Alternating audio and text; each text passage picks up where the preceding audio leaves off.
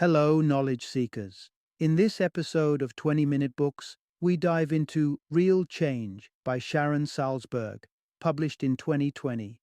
This guide is not just a book, it's a beacon for those looking to forge a better world, not through external means alone, but through the transformation of the self. Salzberg, a luminary in the field of meditation and mindfulness, shares insights drawn from her vast experience, illustrating how these practices can be leveraged to cope with the pressures and stresses inherent in modern life. With her expertise rooted in decades of teaching and as a co-founder of the Insight Meditation Society, Salzberg brings a depth of understanding to the topic. She is a revered author with several New York Times bestsellers under her belt, including Loving Kindness and Real Happiness at Work. Real Change is poised to follow in the footsteps of these influential works, offering actionable advice and contemplative exercises that promise to mold resilient, compassionate individuals capable of spearheading meaningful change in their communities and beyond. This episode is particularly tailored for those tirelessly working towards making the world a better place but find themselves battle-weary and burnt out.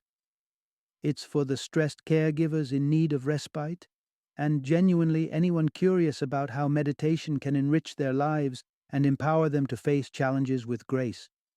Join us as we explore how real change encapsulates the journey from inner transformation to societal impact, making it a vital read for anyone on the path to personal growth and social activism.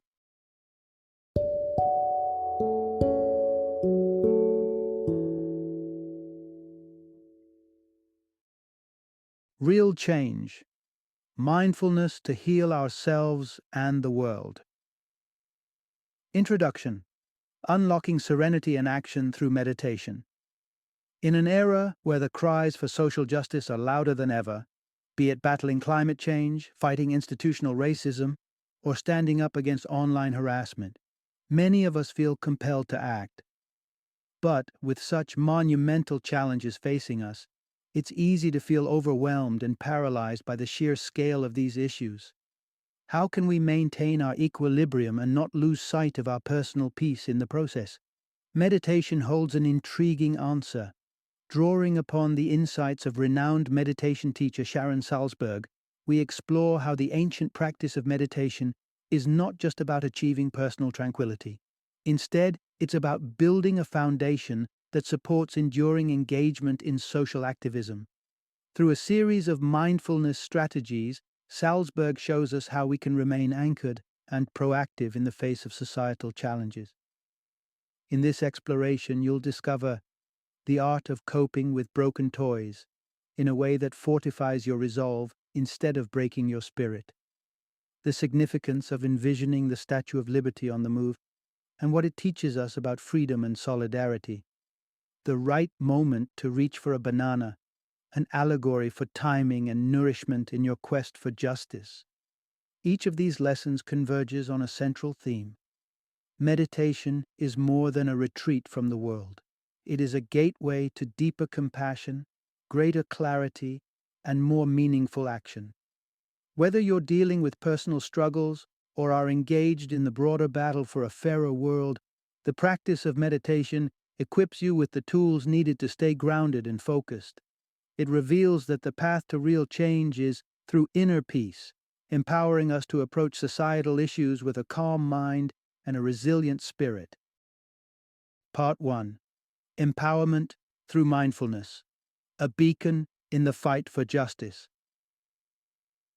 In the shadow of tragedy, faced with a decision that could define the course of her life, Sari Kaufman, a survivor from Marjorie Stoneman Douglas High School, chose to stand and fight. In the aftermath of a devastating attack that shook the foundations of her world in February 2018, Sari transformed her pain into a powerful call to action against gun violence, thereby embodying the resilience and determination that lies at the heart of meaningful social change. This narrative isn't just Sari's, it's a clarion call to all of us who feel crushed under the weight of global challenges, climate change, political unrest, and social inequalities. In moments when despair seems overpowering, the instinct to withdraw or freeze can be overwhelming. However, The journey toward a more just and compassionate world demands that we rise and engage, even when the path is fraught with obstacles. Here lies a profound truth. Cultivating mindfulness and embracing loving-kindness meditation isn't an escape from these battles. Rather, it's an essential strategy for equipping ourselves with the inner strength necessary to engage in these fights for the long haul. Embracing mindfulness does far more than alleviating personal stress. It lays the groundwork for sustaining activism. By fostering a practice of meditation, we can sharpen our focus on our goals, fostering resilience in the face of adversity. Meditation isn't about turning a blind eye to the world's pain. Instead, it's about preparing ourselves mentally and emotionally to face these challenges head-on. It empowers us to connect more deeply with others, to envision beyond immediate barriers, and to infuse our actions with compassion and purpose. Consider taking a moment for yourself to simply breathe. With each inhalation and exhalation, acknowledge the physical sensations within you and the thoughts that wander through your mind. This is not about judgment or suppression, it's about recognition and the gentle guidance of your attention back to your breath. This simple act is a step toward resilience, a step toward tuning into the present and fortifying your spirit for the journey ahead. Through mindfulness, we don't just survive the struggles inherent in striving for social justice. We thrive, buoyed by a sense of connection and an unshakable resolve to contribute to a world where equity and compassion are the foundations upon which we build our shared future. Part 2. Step forward with confidence, unleashing your potential for change. At the heart of New York Harbor stands a figure that has captured imaginations and inspired millions, the Statue of Liberty. Beyond her silent vigil and the welcoming embrace to the world's weary and seeking refuge, there's a subtle yet profound signal she's sending out. It's in the way her back foot is poised, heel lifted, ready to step forward. Lady Liberty is not just a static symbol of freedom and hope. She's a declaration of action, urging us to not just dream of a better world, but to stride towards making it a reality. This beckoning to action underlines a powerful truth. Embracing our agency can transform the world around us. Inertia often holds us hostage, leaving our aspirations for a fairer, more equitable society as mere wishful thinking. Yet, it's imperative we understand that the visions we hold dear can transcend being just visions, if we dare to take action. The gap between what is and what could be is bridged by recognizing and activating our capacity to make a tangible difference. Adi Barkan's saga offers an extraordinary testament to this. Confronted with a life-altering diagnosis of ALS at a young age, he could have forfeited his advocacy. Instead, he chose to amplify it, channeling his circumstances into a catalyst for championing healthcare reform. His relentless activism underscores that even in the face of adversity, our spirit and resolve can ignite powerful waves of change. But what holds us back from harnessing this power? Sometimes it's the corrosive doubts fostered by low self-esteem, or perhaps the paralyzing fear of failure. At times, systemic barriers like racial injustice or gender bias sow seeds of disillusionment, whispering that our efforts are futile. Yet, the narrative of the Recovery Cafe challenges these notions. Here, individuals grappling with homelessness redefine their narratives, discovering that their collective agency can cultivate a nurturing space of empowerment and transformation. From their example, nearly 20 such havens now flourish across North America, a testament to what's possible when individuals realize their own capacity for impactful action. The message is unequivocal. Every one of us possesses an innate power to effect change.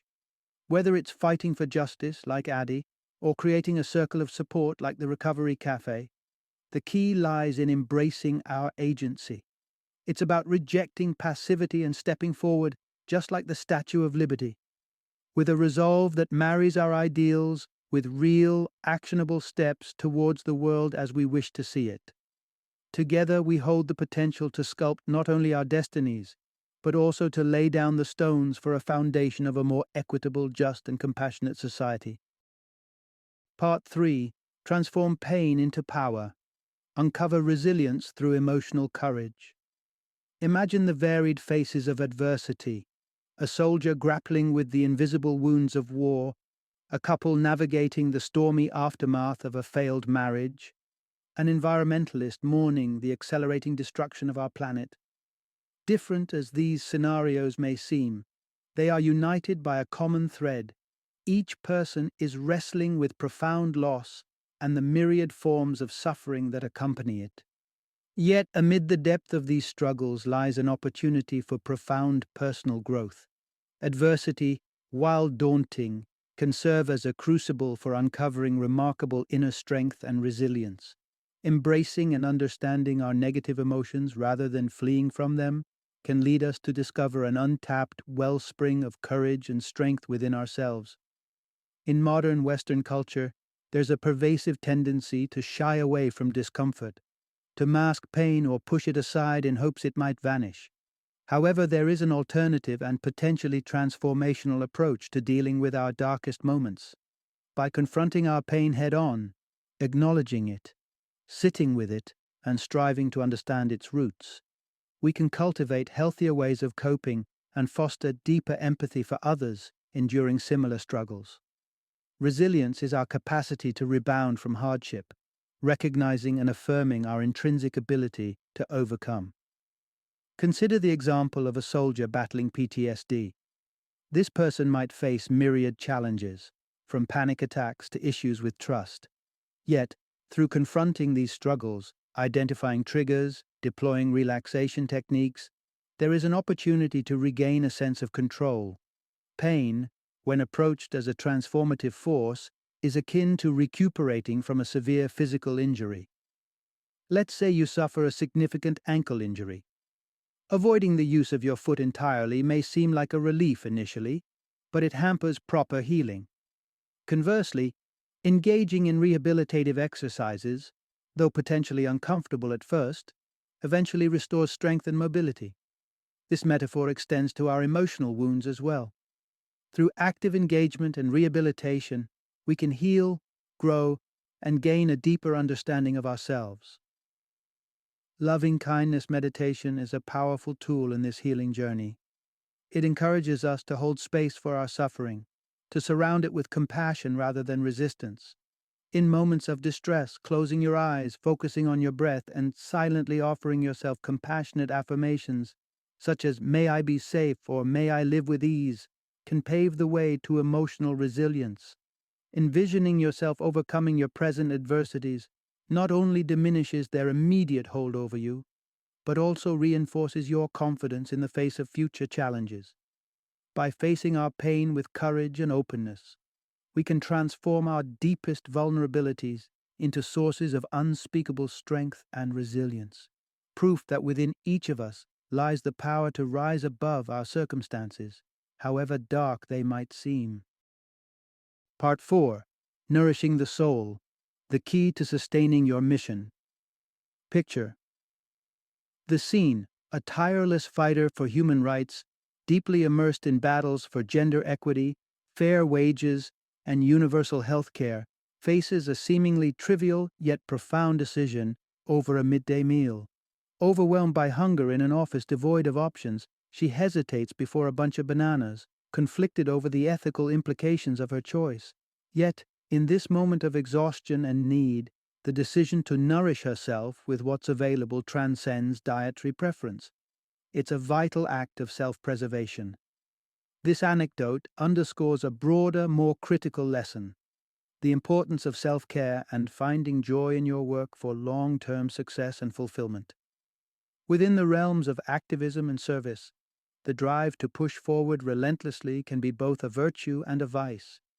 Passion fuels the relentless pursuit of justice and equity, yet without moments of rest and joy, even the fiercest warrior can face burnout.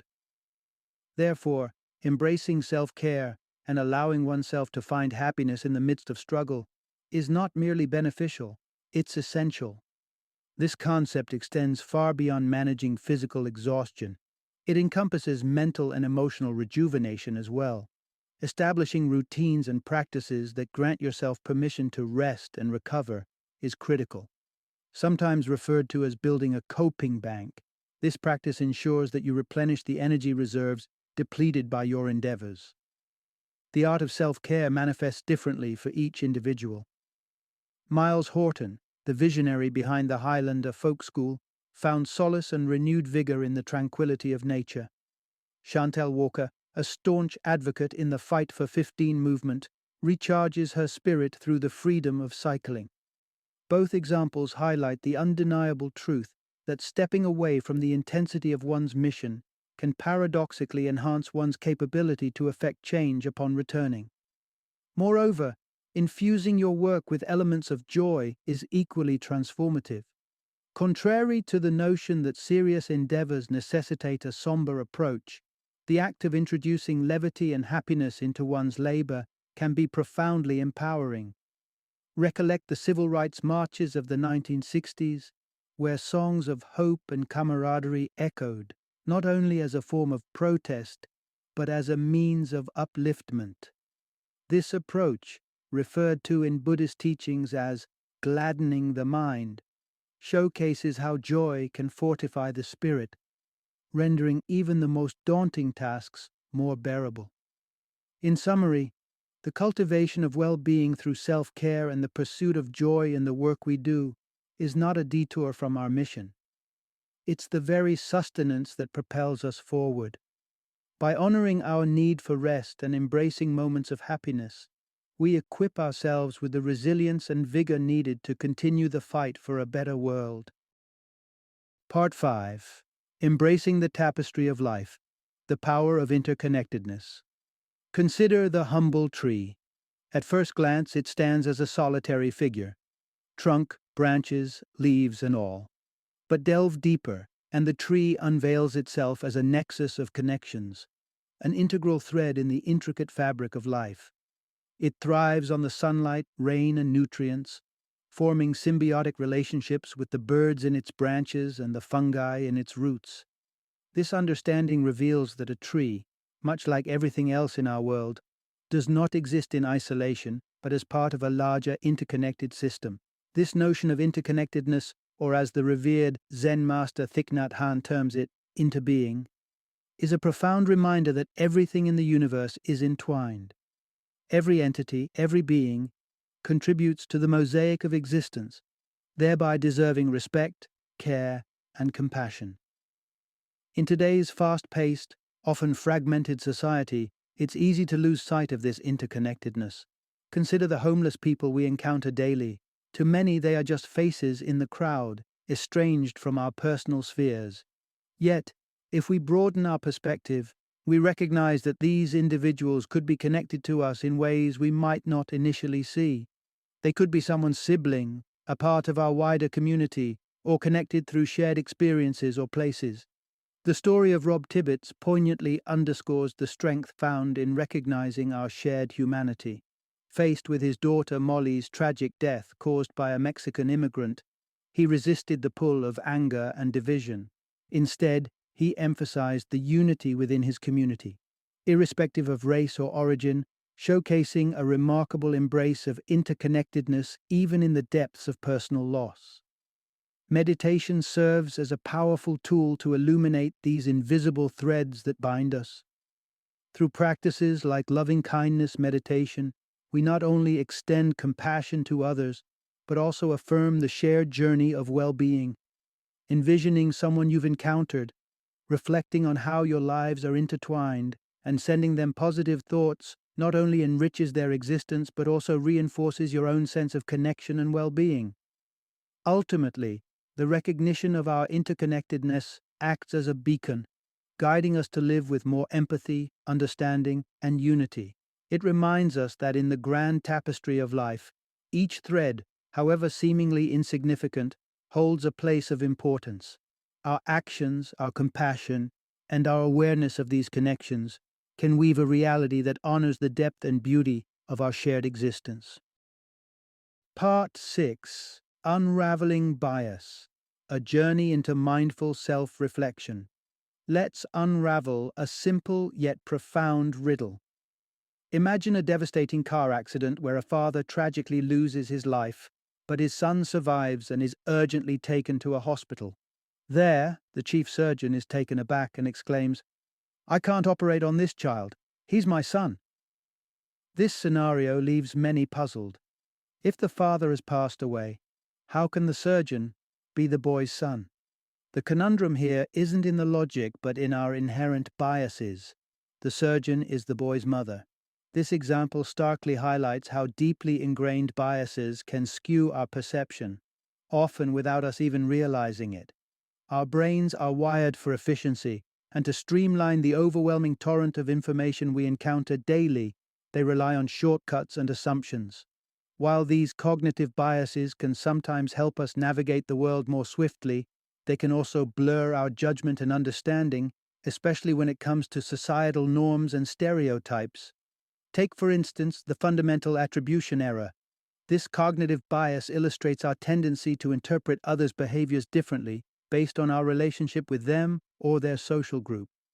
We might excuse a friend's harshness as a bad day, yet attribute a stranger's similar behavior to their personality or group characteristics. Such biases aren't mere oversights. They can deeply entrench discriminatory beliefs and behaviors, subtly shaping our interactions and decisions. Even in contexts that demand objectivity, like healthcare, unconscious biases can lead to disparities. For example, studies have shown that doctors, despite their training and intentions, may prescribe pain relief differently based on racial biases, offering less to black patients than white patients. Awareness meditation offers a pathway to confront and dismantle these subconscious prejudices. By engaging in introspective thinking and meditation, we can explore the roots of our perceptions, attitudes, and beliefs. This practice entails a quiet, reflective state where we delayer aspects of our identity, experiences, and the societal norms that have shaped our worldview.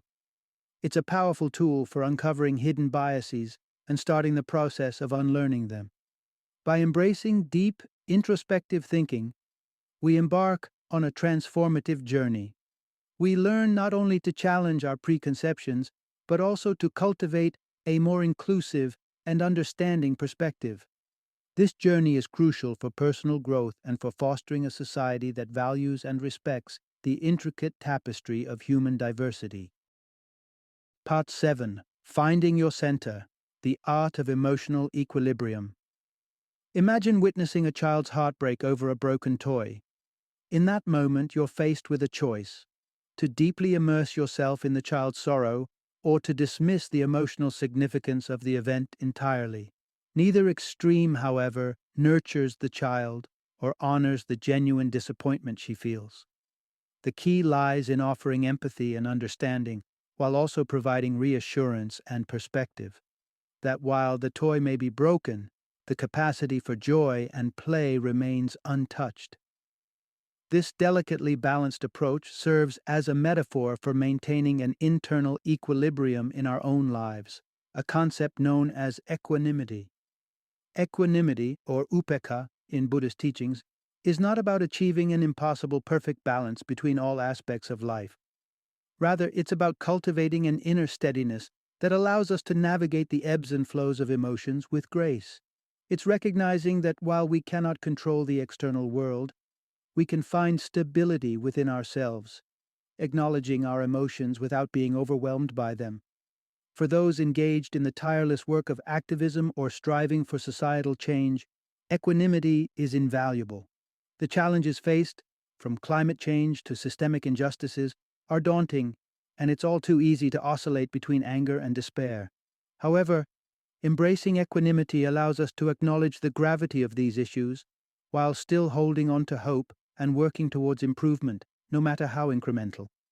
Equanimity also encourages us to take a long-term perspective. Just as a master's teachings unfold over time, meaningful societal change often requires patience, resilience, and the recognition that progress may unfold slowly and perhaps even beyond our lifetimes. By maintaining an internal balance, we're able to contribute effectively to the causes we care about, without succumbing to burnout or losing sight of the potential for positive change. In essence, finding your center through equanimity means walking a middle path, fully experiencing our emotions, whether joy, sadness, anger, or fear, but allowing ourselves to return to a place of calm. Like a well-anchored ship riding out a storm, we remain steady and intact, ready to continue our journey with our spirits and hopes undimmed. Final summary. In an era where the challenges facing our world can seem insurmountable, the quest for a brighter future remains undiminished. The journey towards creating meaningful change is fraught with obstacles, yet there exists a potent ally in this battle: the practices of mindfulness and meditation. These tools not only equip us to face adversities head-on, but also nourish the resilience and determination crucial for sustained activism. Cultivating an activist spirit involves a nuanced understanding of our emotional landscape. It's about acknowledging the presence of negative emotions, not to be subdued by them, but to emerge with an invigorated resolve. In this endeavor, self-care emerges as a cornerstone, a reminder that finding moments of joy and rest amidst the tumult is not a retreat but a reinforcement of our capacity to contribute effectively. Equanimity stands as a guiding principle, advocating for a balanced approach towards emotional experiences. It encourages us to navigate through feelings of despair and hope with grace, ensuring that while we might waver, we never falter. This equilibrium fosters a mindset that appreciates the value of the long-term perspective, recognizing that change, though slow, is inevitable and worth striving for. At the heart of this journey is the realization that mindfulness is not merely a personal sanctuary, but a wellspring of strength for the activist soul. It's a testament to the power of inner peace in fueling the fight for a better world, ushering in a future where compassion, equity, and justice prevail.